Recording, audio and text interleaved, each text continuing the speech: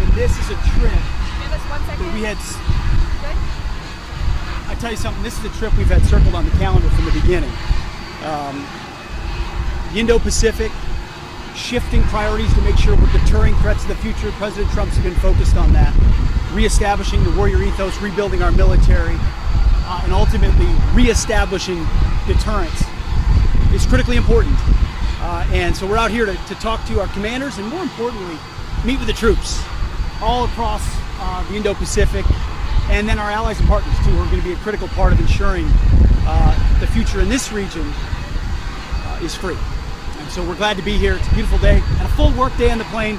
Now we've got a full work day here as well, and looking forward to it. Mr. Secretary, one question? Can you share how your information about war plans against the Houthis in Yemen was shared with a journalist in the Atlantic, and were those details classified? You're talking about a deceitful and highly discredited so-called journalist who's made a profession of peddling hoaxes time and time again, to include the hoaxes of Russia, or the fine people on both sides hoax, or suckers and losers hoax. So this is the guy that peddles in garbage. This is what he does.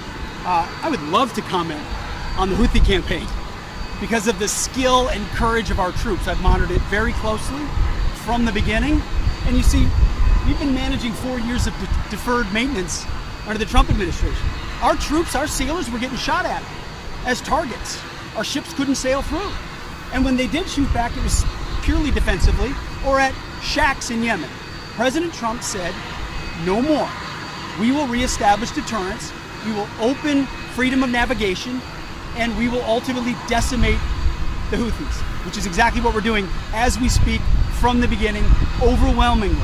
Why were those details shared on Signal, and how did you learn that a journalist was privy to the targets, the types of weapons used? I've heard I was characterized. Nobody was texting war plans, and that's all I have to say about that. Right, Thank you. That's it.